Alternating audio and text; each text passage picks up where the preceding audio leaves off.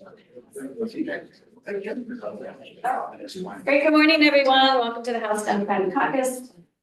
It's Tuesday, January something. Hope everyone had a great, safe weekend and was able to enjoy the snow as you were also probably trying to shovel it out. We have a special guest coming at 11, so we will work through our agenda until then, and then we will pivot to our special guest. So, couple announcements. So first, I'm Lori Houghton. I represent the City of Essex Junction. Wednesday and Thursday, we're switching the floor times from now going forward till another announcement is made. So tomorrow and Thursday, floor will be at 3:30. And Rob, Chair Shai is going to come in and talk about the BAA in a couple moments. That floor vote is this week, Thursday, Friday. And speaker soiree, just a reminder, is February 12th. Great event at the Vermont College of Fine Arts, starting at 5 or 6. You have an email. Happy to send it again, folks who need it, but hope everyone can make it. Now I want to open it up to announcements. So this would be resolution sign on, bill sign on, any other important announcements to make. I'm going to start with Representative Austin, because I know she has an announcement. Thanks, Karen. And the Patriots won. And the Patriots won. I'm not a big fan. But I rated for them. All right, Sarita. So I'm Austin from Colchester, and this is just to let you know about the Sunshine Fund. Just a reminder about the Sunshine Fund. As members to the Democratic Caucus, we are a community. We serve to bring the voices of our community to Montpelier and improve the lives of all Vermonters. We have lives outside this body, and we all hopefully have people we love and love us. The Sunshine Fund was established to extend our caring and commitment to our members as we move through our lives and the lives of those we hold dear.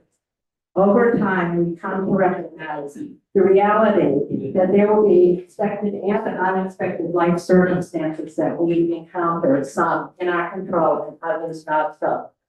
I'm just going to shorten this because we have guests coming. So I'm just going to say that the way the process works is leadership contacts me to let me know of an occurrence in a member's life. The fund is used when a member and or a member of their family has experienced a loss of health, of life, or of expected or unexpected circumstances. I don't share this information with anyone, as I believe it is private and not to be shared without permission from a member. I do think it's important for members to know that the information is not shared, so they understand that people don't extend their concern or sympathy as it is because they don't know necessarily of the occurrence of the circumstance. I don't keep a list of people who donate, but I would certainly appreciate if you did. It's $25 a session. You can, I think Representative Hogan is going to put this in an email. You can donate through Venmo at Sarita Austin Sunshine or with a check made out to Sarita Austin with the Sunshine byline. So, and I'm going to read a note from Representative Dolan. We donated. Former Representative Dolan. Former Representative Dolan. Went after her daughter's tragic accident, skiing accident. We donated to Little Bella's, which was a charity that Ellie supported. Thank you very much for your generous donation to the Little Bella's in memory of Ellie. The organization brings such joy, camaraderie, and confidence to girls. Ellie loved the Little Bellas both as a kid and as an adult member. I hope you all are doing okay. Sending our love and appreciation, Carrie, Chase, Lainey, and Jeffrey. Thank you, Sarita. And I just want to say thank you to Sarita for managing the Sunshine Fund and making sure that she's sending out cards and flowers and things where it's appropriate. So a round of applause for Sarita.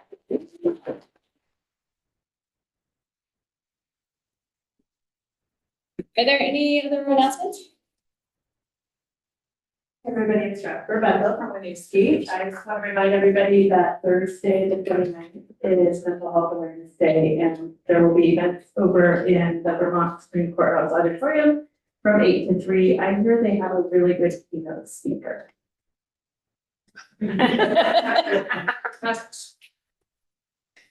Anyone else? Any announcements?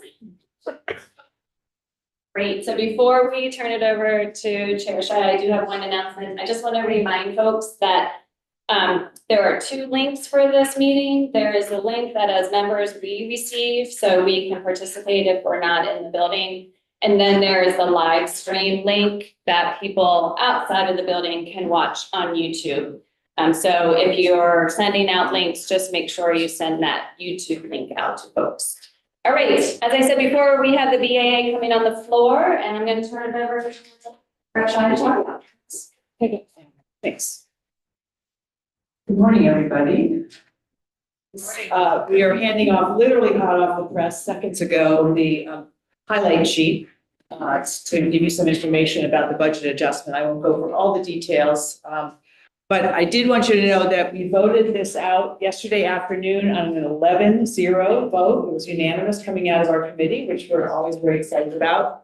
Yes, unanimous budgets can happen in the United States, at least in Vermont. So that's the first piece of good news.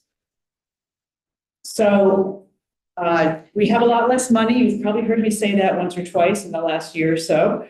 And so we didn't make a lot of changes in the money overall. We more or less rearranged some of the expenses that the governor proposed, and there weren't actually a whole lot of changes that we did there either.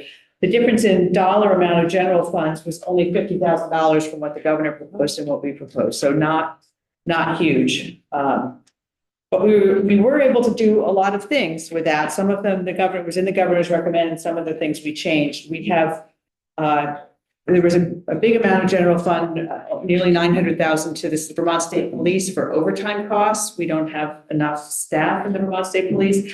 And some of that money also went to the accountability court pilot in Chittenden County. So there were some extra costs there related to that. We're providing a little over $14 million for extraordinary financial relief for nursing homes. They continue to be a problem financially, and so we are, I believe, required to help support them with some general fund money. There are traveling nurse contracts continuing there. We rearranged something. The governor wanted to have an extra $2 million to put up shelters, and what we chose to do on the recommendation of the House Human Services Committee was leave about $670,000 they could use for shelters, which was not in the budget originally, but use the other $1.3 million to restore the funding to go to level funding. Let me get my glasses. I keep pretending I don't need my glasses. To restore financial assistance grants to organizations that help prevent people from falling into unsheltered homelessness or move into permanent housing. So we're trying to minimize the number of people who suddenly become homeless based on our actions. And let me see, a few other things we did. We were able to fund Medicaid rate increases of 2% for the enhanced residential care providers and the AAA case management providers for the final quarter of this year. That was, some of that was inadvertently left out of the budget or misinterpreted by what our legislative intent was. So we were able to fix that.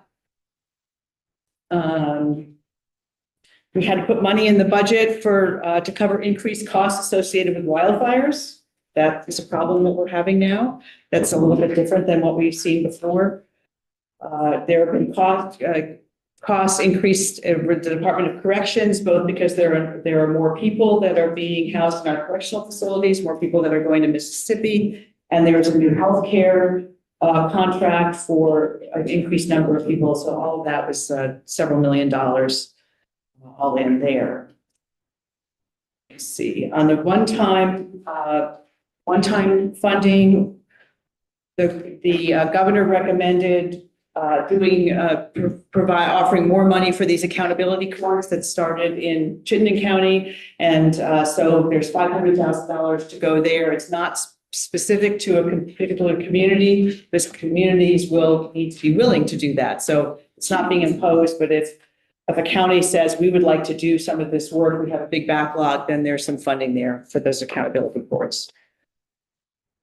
We also unexpectedly had to provide $3 million to the teachers' retirement. This is a complicated thing related to being optimistic about what we were going to receive in federal funds to cover this, but there was a $3 million shortfall. So we had to find $3 million from that, and we were able to find $3 million to pay that to keep up with our obligations on pensions. We don't want to get behind again. We also provided $800,000 in global commitment, of which about $300,000 was general fund for non-emergency medical transport. So these are people who need, who are on Medicaid, who need transportation to the doctor or to the hospital. There are more people who need that, and it's also people who are having to travel longer distances. And this has been a structural problem where we are not funding this to the amount of resources that are needed. So we put some money in to support that. We also are providing money to Bridges to Health as they transition from UVM to the open and free and referral clinics, so that they will be transitioning there. We also provided money to the recovery centers in the amount of, I believe it was $420,000, using money both from general fund and the substance misuse prevention fund, to ensure that all of the recovery centers got the funding that they had thought they were going to get in this fiscal year to do their work. So that was pretty important.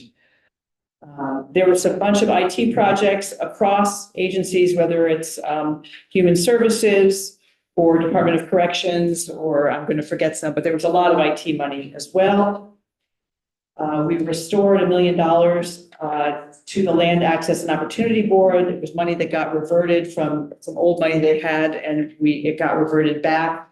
This is related to Homes for All and secure housing coaching programs. And the other two things that we did that are a little unusual, we have a placeholder in regarding payment reform. This is with the Department of Age, Dale. I can never get it right. But anyway, there's issues with our DAs and SSAs and how that transition is going with payment reform, which is required, and all the DAs and SSAs are supportive of it. But the process that's being considered at the moment is causing serious cash flow problems, and we can't have DAs not getting paid for 17 months. That's creates problems for most of us, I think. So anyway, we weren't able to solve it well in the 2 days that we had to figure this out. So we put placeholder language in. The Senate is aware of this, and they will be taking it up. And we hope to have something that is going to work for Dale, it's going to work for the DAs, it's going to work for everybody that it needs to work for. But if we didn't put it in the placeholder, we wouldn't be able to talk about it. And then the other piece that you won't find in this section, because it's not general fund, is $5 million related to Section 8 housing. That is brand new. Because Section 8 housing doesn't come through the states, it goes directly to landlords. And so we've all had to learn about it and become more expert than we have ever had to be.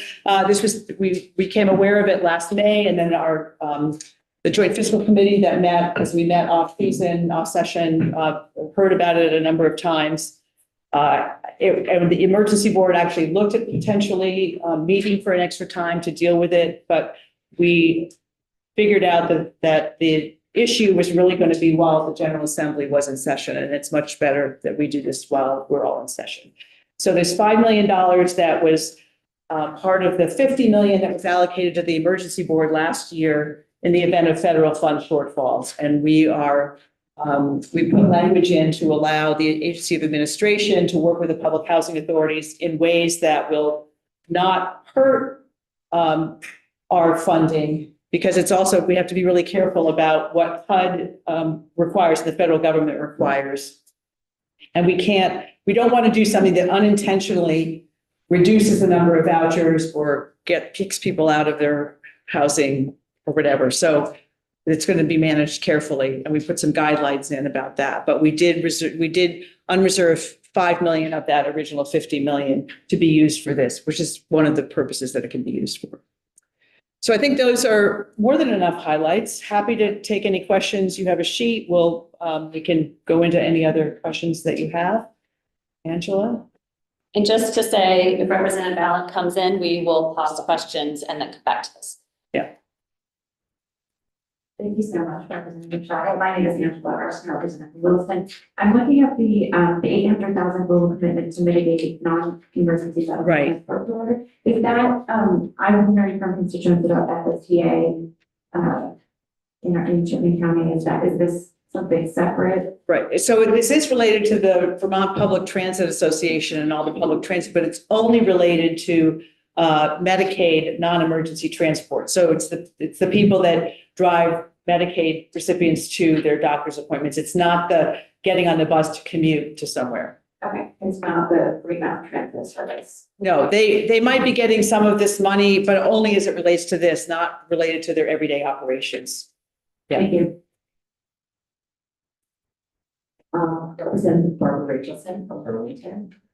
I have a question about the Department of Corrections. The 4.5. Yes. Yes. Yes. So is Trevor in the room? Do you want to explain this a little bit? Thank you. Yes, the 4.5 million is actually broken. Expansion of substance use disorder program.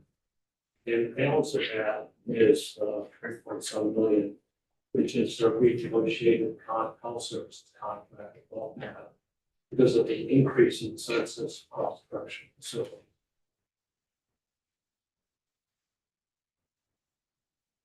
Any other questions?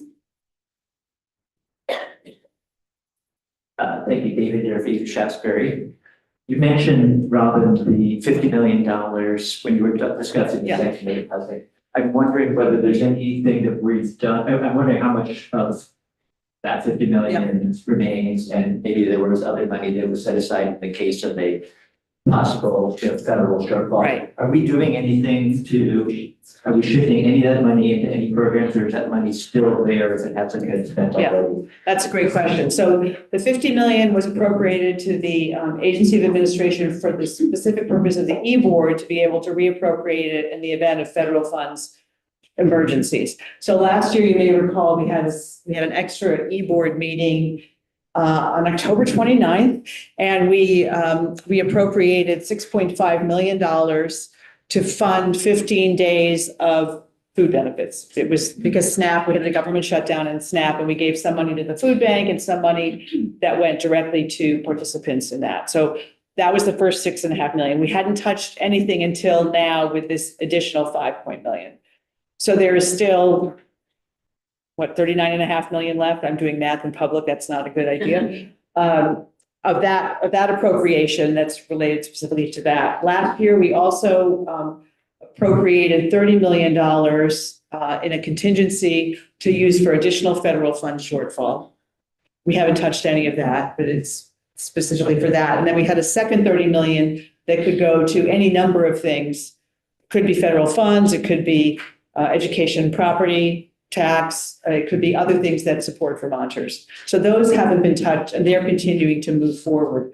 I should mention, actually, because the governor did put in this budget, he wanted to spend the 75 million now on property tax relief. We're carrying it forward into the FY27 budget, because doing something this early before we have a yield bill and we know what the budgets are, it's inappropriate. So it hasn't gone away, it's just being carried forward in the 27 budget. Yeah. Did I answer your question? Thank you. Thank you, and thank you to the committee for this work. I was hoping you could talk about the 14.1 million for short-term financial relief for nursing home. I might turn that over to Chair Wood, if you don't mind.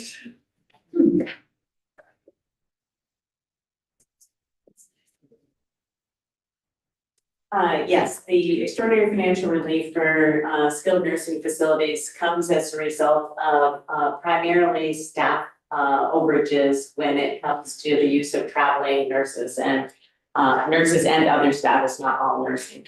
The Department of Disabilities, Aging and Independent Living is working with the industry to lower those costs, and this is actually over about $10 million less than last year's EFR line.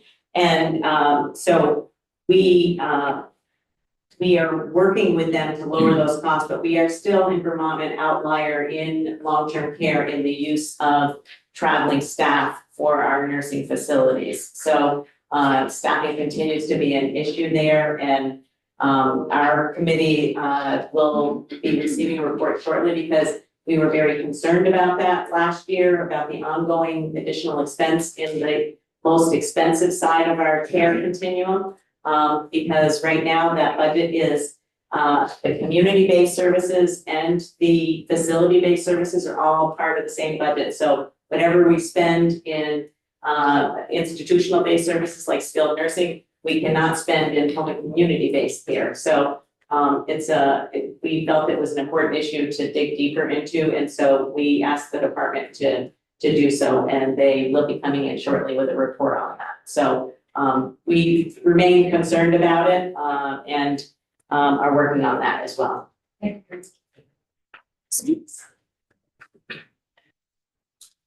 Representative Bennington, I have a question on page 2 about the $3.41 million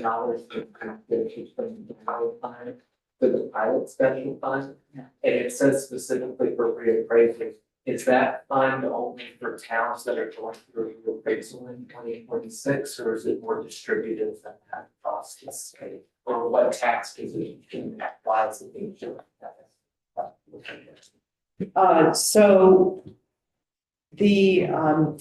in the governor's FY27 budget, he proposed using pilot money for appraisal. So every town has a per parcel fee and all of that, and every town is subject to appraisals. And I'm not going to be the expert on this, but and so in FY27 budget, the governor's proposing using the pilot fund, which maybe I should back up. The pilot fund is, its revenue source is the local options taxes across the state, right? So last year, when we originally started the pilot fund, it was a 70-25-25, 70-30 split. 70% went back to the towns and 30% was kept in the pilot fund for the state to do payments in lieu of taxes for state buildings. Last year, because so many more towns have done local options taxes, the pilot fund was increasing a lot. And so we all approved changing the ratio so that the state would only keep 25% instead of 30%, and 75% would go to the towns. So the towns are getting more money back, but the state local options of the pilot fund is still growing. So the governor felt that it would be an appropriate use of the pilot fund to use those monies to help for reappraisals, because that's really what we're talking about. So that's all communities. It's not just, it would be all communities. So instead of using general fund to do that, we're going to use the pilot fund, and that freed up the 3.4 million, which we needed 3 million of to pay the pension, which was unexpected but necessary. Clear as mud. Teresa Wood from Human Services and Waterbury. I just wanted to extend our committee's appreciation for the work of the committee in helping us to achieve all of our high priority recommendations. So particularly around residential care, recovery centers, and the AAA. So thank you very much. Yeah, well, thank you. Your committee does a lot of work, and it really helps us understand what needs to be done. So it's great. It's my understanding that our special guest is running a bit late, so if you still have questions, please raise your hand because we're filling some time. Great, I'm a time killer now. My resume. Chief time killer. Thank you, Representative Charlie Kendall from Woodstock. Just a question on the $3 million for the pension for the teachers. Yeah. That's for the normal contribution, not for the unfunded liability, correct? This is for for teachers who are federally funded. It's this thing called FGA, which I can't, federal is the F. And every year, the administration makes an assumption about how much they're going to get on that. And they were very optimistic on how much they were going to get. So it's one time, don't think it's the unfunded. I'm looking at James. Do you have any more information than I have about this? So it's the. It's what? It's the ADEC. It's the ADEC, so yes. Okay, thank you. We have What does ADEC mean? the actuarially determined employer contribution. Good job. You may want to mention. Oh, yes, so, thank you, Tiff. So you may recall from previous years, everybody in House Appropriations has one of you as their budget buddies. We have a budget buddy system set up. So every one of the House Appropriations members has maybe 14 of people. And so we'll be sending out, we'll ask each of our folks to send out to you an email saying, hi, I'm your budget buddy. If you have any questions, let me know. So you will be hearing from them, and you will always have that person as a contact if you have questions about it. And if they don't know the answer, if it's in somebody else's portfolio, they can share that information with you. So more to come on that. Thank you. Great. Any other questions? Again, this is on the floor Thursday, Friday. You'll get stuff in email, but if you have questions, reach out to your budget buddy. So unfortunately, she's coming, but Representative Ballot, obviously roads are not great. So we are going to go off live and we will go back on live as soon as she gets here, which will be in about 5